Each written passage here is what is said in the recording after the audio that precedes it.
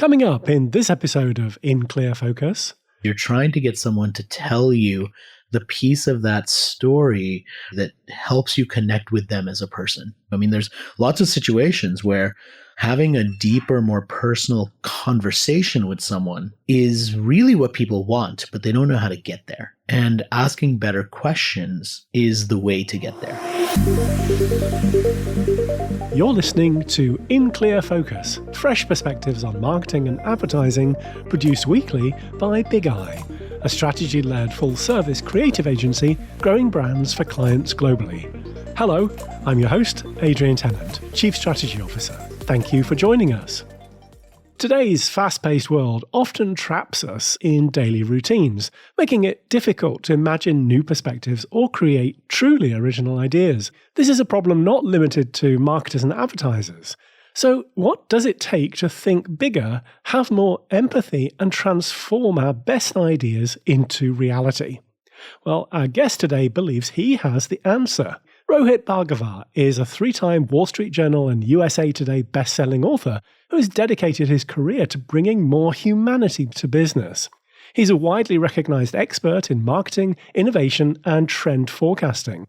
Rohit is the founder of the Non-Obvious Company, the co-founder of Idea Press Publishing, and serves as an adjunct professor at Georgetown University. Rohit has delivered keynote presentations in 32 countries, addressing audiences at organizations including NASA, Intel, Disney, and the World Bank, among many others. In March 2023, Rohit joined us on In Clear Focus to discuss his book, The Future Normal. Today, he's back to share insights from his latest work, Non-Obvious Thinking, How to See What Others Miss, co-authored with Ben DuPont.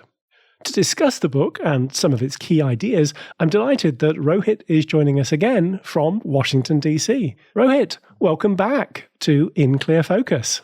Oh, thank you. I, too, am delighted to be back. For a decade, you published your Non-Obvious Trends series annually, spotlighting emerging ideas in business and popular culture. What inspired you to write Non-Obvious Thinking and shift your focus to the process of non-obvious thinking itself? I think the biggest thing was just listening to what people wanted to hear. You know, it's interesting. I mean, I spent a long time writing about trends, and to some degree I did it because everyone wanted to know at the beginning of the year, well, what are the big hot trends, right? And more as I talked about trends and the future, people got really curious about the methodology behind it. Like, how do you think in this way? Like, how do you see these things coming? And more importantly, the second question is, do you have to have a certain type of role to do that, or can anyone learn how to do it? And so I took that question that I was increasingly being asked and said, could I create a framework to be able to allow people to see these new, unusual ideas just in everyday life all the time and think in this way? You co-authored Non-Obvious Thinking with venture capitalist Ben DuPont. I'm curious, how did you two first meet? So it was quite by chance. I heard about Ben first because he had been organizing this dinner for nearly 20 years. And every year he would bring people together once a year, and it would be probably 200-300 people, so quite a large dinner. And he would challenge them to share their biggest idea for changing the world. And the dinner was actually called the Non-Obvious Dinner, which I didn't know about until a friend of mine introduced me to it. And I thought, wow, he's using non-obvious. I've got this brand and I've been using non-obvious for a long time. We need to put these pieces together. And so we had a call and it just went amazingly well. And his perspective was really interesting and unique. And so we decided, you know, the timing's right. Why not collaborate on what I've learned from using non-obvious thinking around trends in the future, and what he's learned in terms of bringing these amazing big thinkers together to talk about their biggest idea to change the world every year. Well, this isn't the first time that you've co-authored a book. I mean, the last time you were on this podcast, we talked about The Future Normal. Could you tell us a little bit about your working partnership with Ben and what unique perspectives each of you brought to the project? It's interesting for me. This is the 4th book that I've done with a co-author, and they've all been different co-authors. And the relationship is very unique and different depending on the different books that we're writing together. And so for Ben and I, it was much more of a collaboration around the big ideas. and what these pieces of the puzzle would be. And he's a very big picture sort of guy in terms of how he thinks about the world.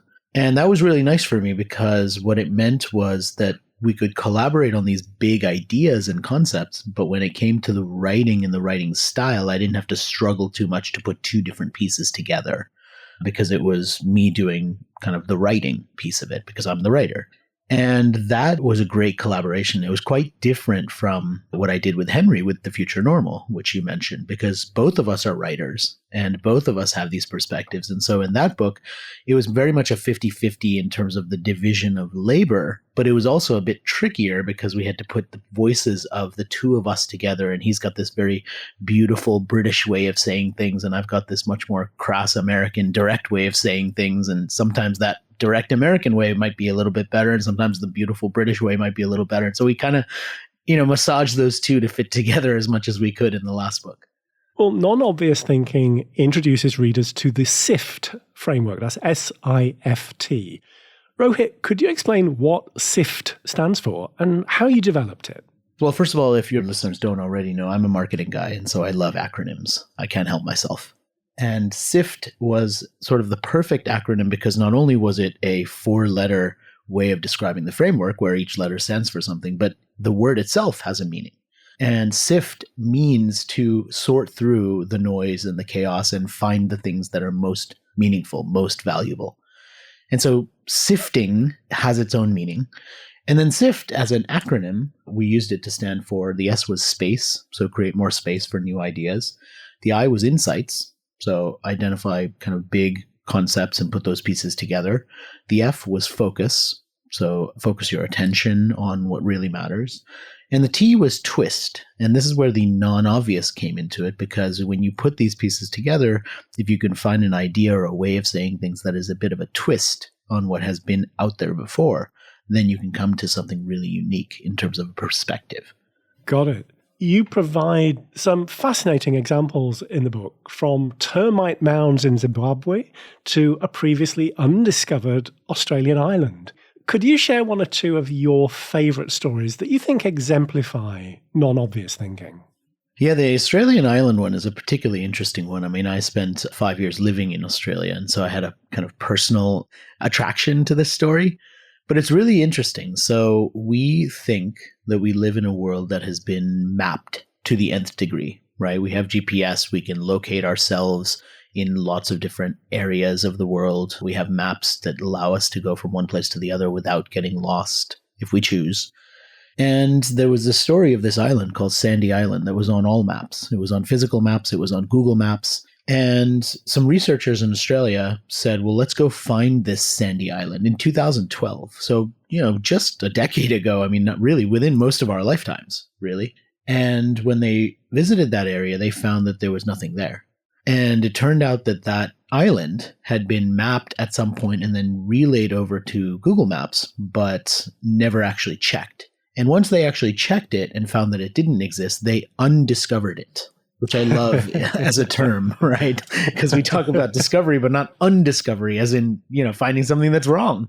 Right. And it was this beautiful example of the reminder that though we think that everything may be mapped out and there's nothing left to discover, sometimes there are things left to undiscover. And to me, that's such a perfect example of non-obvious thinking, because it's this flip twist of the thing we all know. Well, I reviewed the book, as you know, and the SIFT framework seems very practical. Could you walk us through how someone might apply it to a real-world business challenge? You could name any challenge, right? And as you are thinking about it, so let's say that you have a business challenge of expansion, which is very common, right? You have whatever business you have, you want more business. Now you've got to think about how you're going to do that. Well, the first step of the method would be space. And this is creating physical and mental space for yourself. So there's no way to solve a new challenge if you don't give yourself some room to come up with new ideas and to appreciate new perspectives. So space is all about doing that. Insight is about trying to come up with some sort of a new way of approaching or thinking about it. So, for example, if you're thinking about expansion, well, who are your competitors? What are they doing? What is the thing that they are all focused on? Are they all focused on the same thing? Could you focus on something a little bit different? Could you reach a different sort of audience than what others have reached? Could you expand your market? These are all kind of opportunities for some sort of insight. Focus is, all right, now you've come up with many different things. We've all been in those moments where you have the brainstorm, where you come up with 8 ideas that could be great, but you don't know which one to focus on. So focus is all about kind of narrowing that down, getting to those main core ideas to say, well, for example, if we want to expand our business and we want to get more business, then perhaps we're choosing to focus on who could we sell to that we haven't sold to before. Okay, now you get to the last piece, which is twist. What is the twist that will allow you to do that? What is the idea, the creative way to allow you to do that will stand out and that will achieve the goals that you're trying to accomplish? In non-obvious thinking, you state that discovering insights usually starts by asking better questions. Can you share specific techniques for asking better questions that anyone can use? Yeah, I think that part of it comes down to really trying to get behind the emotion of what something was or how someone felt. And doing it in a way that doesn't feel invasive or creepy is a skill, right? And it's something that you'll really need to practice. And great interviewers manage to find a way to do that without making someone feel like they're on the spot. It's not a good experience when someone does feel like they're on the spot, you know? So trying to do it in a gentle way is really important, and that takes practice. But ultimately, what you're trying to do is you're trying to get someone to tell you the piece of that story or bring out that element of the story that helps you connect with them as a person. And this is not just for like, okay, you're interviewing somebody like as part of a podcast.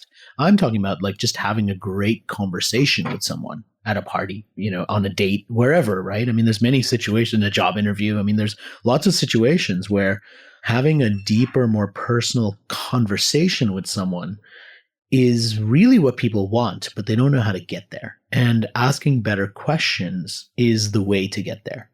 Perfect.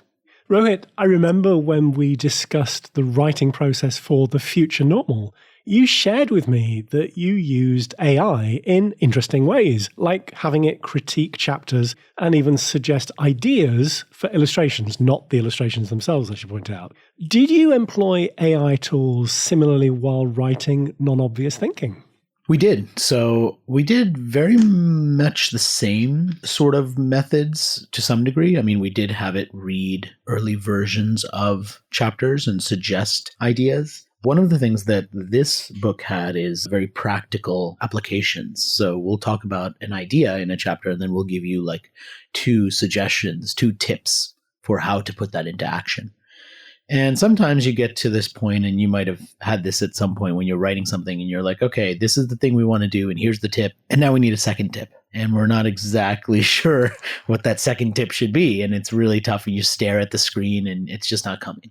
So in this case, we could use generative AI to say, here's the chapter, here's the theme, here's one tip, suggest a possible second tip. And now you get a bunch of different suggestions, and maybe one of those suggestions is the nugget that leads to what that second tip would be. So the last book, Future Normal, had icons. So each trend had an icon. And we used generative AI to suggest what that icon could be. This book has illustrations throughout the book. And so similarly, we used it to think about, well, what could those illustrations be?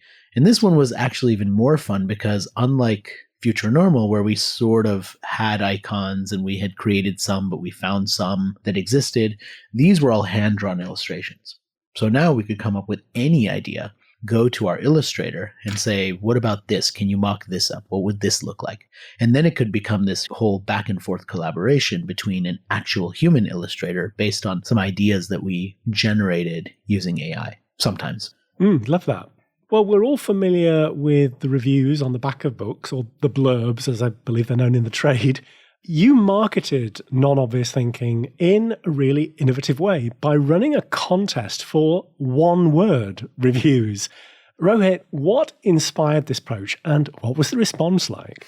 Well, the response was stellar. And in fact, you had a particularly stellar response that was our winner that made it onto the back. And the fun part of this was we had all of these people who wrote these one-word book reviews. Yours was sagacious, excellent word. Thank you. And what we did with these one-word reviews is that we published them through social media. We started sharing them. And then we also went back to all of the people who had written these one-word reviews and invited them to take that review and turn it into an Amazon review, which is, as any person who's written a book knows, one of the biggest challenges from an activity point of view to get people to follow through and write these book reviews. So part of it was, let's encourage people to write these reviews, let's have a fun game, and let's create a meaningful win for people that comes from that. And it really got a lot of buzz, and the response was amazing.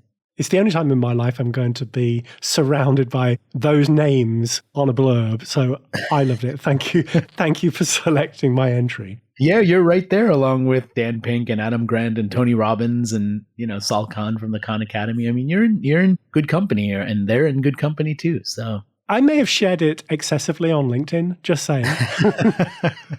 As you should. Thank you. Rohit, what kind of feedback have you and Ben received from readers about non-obvious thinking? I mean, we received a lot of feedback, which is always really nice. And sometimes the feedback is loved the book and things like that, which make you feel good, but they're not particularly detailed.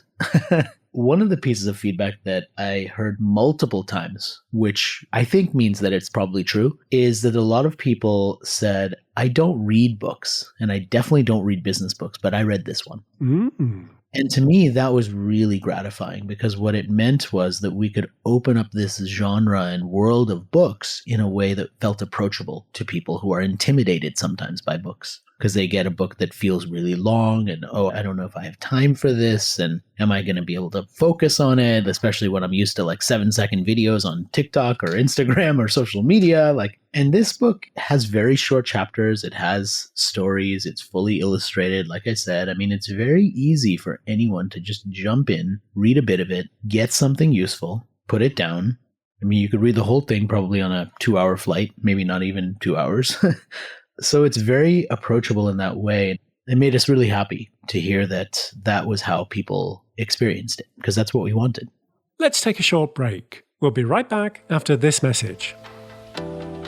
In partnership with our friends at Kogan Page, January's Big Eye Book Club selection is Be Data Literate, the data literacy skills everyone needs to succeed.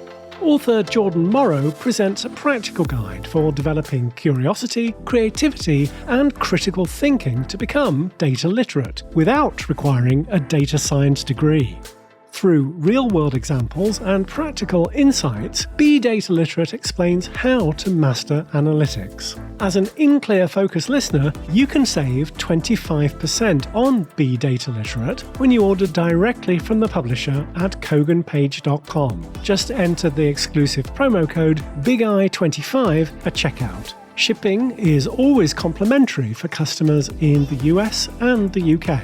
Be Data Literate is your guide to thriving with data-driven marketing and advertising.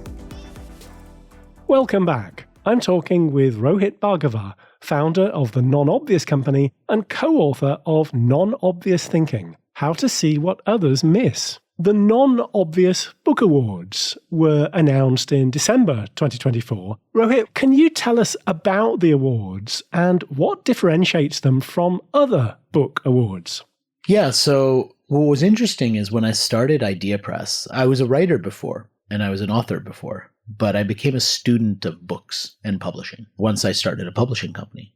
And what that meant was not just looking at whether the book reads well or whether it has a nice cover, but, what's the headband on the book? How are they printing it? What sort of spot UV glosses are they using? I mean, all of the details of that. And then what does the metadata say? How does the book go out into market? Is it doing well over here? How is it doing in performance versus the other books in its category? I mean, all these things that you think about when you get into publishing that help you if you think about them as an author, right? But most authors don't. And for me, what that led me to was, I always love books. I always love evaluating books, and I read a lot of books. What if I could create an awards program that celebrated business books? Which, first of all, there aren't that many that do that. And the ones that do oftentimes tend to be for-profit awards programs. So you pay to submit your book, and then they get X number of submissions, and that's their budget. Right? And so I launched the Non-Obvious Book Awards as a way of celebrating the most interesting, fascinating business books and not charging. So there's no awards entry fee. All you have to do is send 2 physical copies of the book. I didn't want anyone who could just slap a book up on Kindle quickly or doing those types of books to be able to enter. So I said, you have to have a physical book. That's the requirement. So if you don't have your book in print form or you can't do a print on demand, not eligible. And it has to have been published in the last year. So we'll do it annually. And other than that, we did not put the parameters on it that a lot of other book awards do, such as like categories. Because I've always thought if a book is like a great sales book, maybe it's also a leadership book. So what category do you put it in? Do you put it in leadership? Do you put it in sales? And are people really buying books like that way? I mean, yeah, maybe you're looking for a book that says something about sales, but you're also looking for like something that speaks to you based on the challenges that you have. And sometimes they don't fit into those neat little categories. So that was the Non-Obvious Book Awards. And we started getting first like several dozen, then we got several hundred submissions. Now we get more than 1,000 submissions every year. Wow. And so it's huge. I mean, I struggle a little bit with the physical, number of books that we get coming into our post office box that we then have to unwrap and evaluate and send out to various judges. And so, I mean, it is quite a undertaking, but we love it. And every year we publish the new version of the list. Last year we did a partnership with Inc. magazine. This year we have new partnerships with new media platforms coming. So we're really bringing more visibility to these books. And the whole idea is that I believe people should be reading more books and more business books specifically. And business books are routinely underappreciated. And part of the goal of this program is to bring them to more people. Well done. Readers of your weekly newsletter received a very nice bonus. In the December newsletter, you released a free audiobook version of Non-Obvious Thinking. What was the thinking behind that decision? And Rohit, why did you avoid audible.com? So the second answer is easy. Audible.com is a terrible platform in terms of how it exploits authors and publishers. And I'm not the only one who shares this perspective. There's many others who do. So if you just care about convenience, sure, go and maybe get a book on Audible. But if you actually care what an author and publisher gets paid, there's no way you should be listening to books on Audible. You can get them on Spotify, Apple, Google, and there's a ton of other platforms as well that we're experimenting with. And so, please go and get your audiobook anywhere but Audible is my plea to you as an author and a publisher. But that's why we avoided it. Well, I chose to avoid it for my book. Now, we do, as a publisher, we do publish other books of ours on Audible because that's the author's choice to do that. But I personally will not be publishing any more books on Audible. I think that the amount of money that they take and the control that they have and the lack of ability for us to make any meaningful money on it means that it's just not a good business choice. So unless things change moving forward, I'm not planning on putting any more books on Audible of mine. Very clear. Thank you, sir. In case we were in any doubt about your perspective on audible.com. Yeah, I mean, I probably could sugarcoat it, but that's not my perspective or personality. Right. Like if I see something and I feel like it's a total exploitation, like that's what I'm going to say. Mm-hmm. I don't work for a large company where somebody has lawyers that say, you shouldn't say that. Well, you alluded to your time in Australia in the earlier part of your career when you were working in strategy and planning, of course. Now, you've observed that when people share stories, they often include tiny details that feel unimportant to them. Rohit, how can we learn to recognize those details that may lead us to an insight? Asking for a friend, of course. Well, I think that part of it is listening to someone's tone. And sometimes when they're talking about a story and they're setting up something, there's some detail that they might recollect about a smell or something that was in the background, or they might say something like, again, we had done something like this, right? Which indicates that there was a first time for that thing. So as you start to interview people, I think that you can get better at listening for those types of what are sometimes called throwaway details, the things that they don't think are important for the story, but actually do really set up how they got to their perspective. So for example, if I was interviewing someone and I said, well, how did you get your start? They might say, well, I struggled for years and I made a lot of mistakes, but then I finally found my way in advertising and I got to this thing. And I would then go back and say, wait. You struggled for a lot of years. You made mistakes. Like, what was one of the mistakes you made, right? Because they're skipping over that to get to what they think is really important, which is the thing that they found that they're great at doing. But sometimes there's some really interesting learnings from that thing that they just quickly went past. Rohit, you recently attended CES 2025 in Las Vegas. So what were some of your non-obvious observations from the show? Well, so for anyone who doesn't know, the CES, the Consumer Electronics Show, is a huge trade show. It attracts like hundreds of thousands of people that come to Las Vegas from all aspects of the tech community. So you'll have people there launching software. You'll have people there creating digital cameras, AI-enabled bulldozers that are literally on display there, and you can stand next to one of these huge bulldozers and tractors. They have a little bit of all of those things. And so what I usually look for when I'm there is, what are the innovations that are moving us forward that are likely to be the next thing? And then who are the people behind these innovations that are creating really interesting applications? So I met one entrepreneur, for example, who was working on a genetically enhanced houseplant that would purify the air 30 times more effectively than any other houseplant. And that itself is cool, but they had that last year, and you could buy the plant. This year, they launched a series of powdered drops that you could mix with water and put into any houseplant to convert that houseplant into a plant that purifies the air 30 times more.